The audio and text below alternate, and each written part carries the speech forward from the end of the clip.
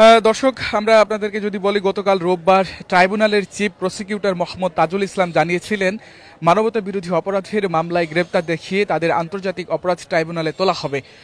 বর্তমানে অন্য মামলায় গ্রেপ্তার হয়ে তারা সবাই কারাগারে রয়েছেন, এটি গতকাল তিনি বলেছিলেন। এবং এর আগে 27 অক্টোবর আন্তর্জাতিক অপরাধ ট্রাইব্যুনাল জুলাই আগস্ট গণহত্যার মামলায় কারাবন্দী সাবেক 2 উপদেষ্টা, সাবেক 10 মন্ত্রী, এক সেনা কর্মকর্তা ও সাবেক 1 সচিব, এক বিচারপতি সহ 20 জনকে হাজির করতে নির্দেশ দেন।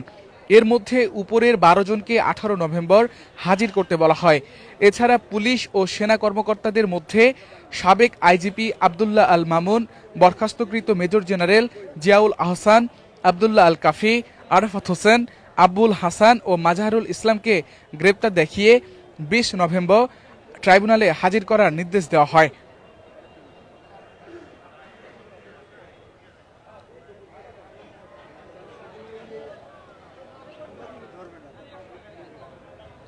দর্শক, আমরা আপনাদেরকে আরেকটু যদি বলি, বৈষম্যবিরোধী ছাত্র আন্দোলনকে কেন্দ্র করে গত জুলাই ও আগস্টে গণহত্যার অভিযোগ ওঠে। এসব অভিযোগের বিচার আন্তর্জাতিক অপরাধ ট্রাইব্যুনালে করার সিদ্ধান্ত নেয় অন্তর্বর্তীকালীন সরকার।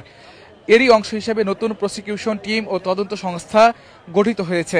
বিচারের জন্য আইন সংশোধন ও ভবন মেরামতের কাজও চলমান।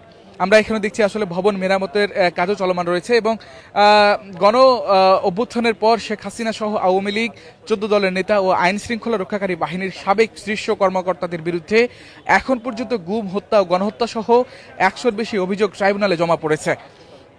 এরই মধ্যে বেশ কয়েকটি অভিযোগে সাবেক প্রধানমন্ত্রী শেখ হাসিনা সহ মন্ত্রিসভার সদস্যদের বিরুদ্ধে গ্রেপ্তারি পরোয়ানা জারি করা হয়। দর্শক, আমরা আপনাদেরকে দেখানোর চেষ্টা করছিলাম আজকের বর্তমান চিত্র এখনকার, এবং আদালতে হাজির করা হয়েছে তাদের নাম যদি আমরা আপনাদেরকে আরও একবার বলি। বিশেষ করে জুলাই আগস্টের গণহত্যা ও মানবতা বিরোধী অপরাধে জড়িত থাকার অভিযোগে গ্রেপ্তার হওয়া 9 মন্ত্রী সহ 13 জনকে আন্তর্জাতিক অপরাধ ট্রাইব্যুনালে তোলা হয়েছে।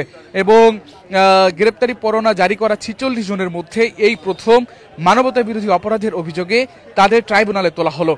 যাদের হাজির করা হয়েছে আজকে, তাদের নামটি আমরা আপনাদেরকে আরও একবার বলতে চাই। সাবেক আইনমন্ত্রী আনিসুল হক, ফারুক খান, ডাক্তার দীপুমণি, রাশেদ খান মেনন, হাসানুল হক ইনু, জুনাইদ আহমেদ পলক, সাবেক প্রধানমন্ত্রীর উপদেষ্টা সালমান এফ রহমান, তৌফিক ইলাহি, শাহজাহান খান, সাবেক প্রতিমন্ত্রী কামাল আহমদ মজুমদার, গোলাম দস্তগীর গাজী, আপিল বিভাগের অবসরপ্রাপ্ত বিচারপতি শামসুদ্দিন চৌধুরী মানিক ও সাবেক স্বরাষ্ট্র সচিব জাহাঙ্গীর আলম। অন্য একটি মামলায় রিমান্ডে থাকায় আব্দুর রাজ্জাককে আজ ট্রাইব্যুনালে হাজির করা হয়নি বলে কিন্তু এখন পর্যন্ত আমরা জানতে পেরেছি।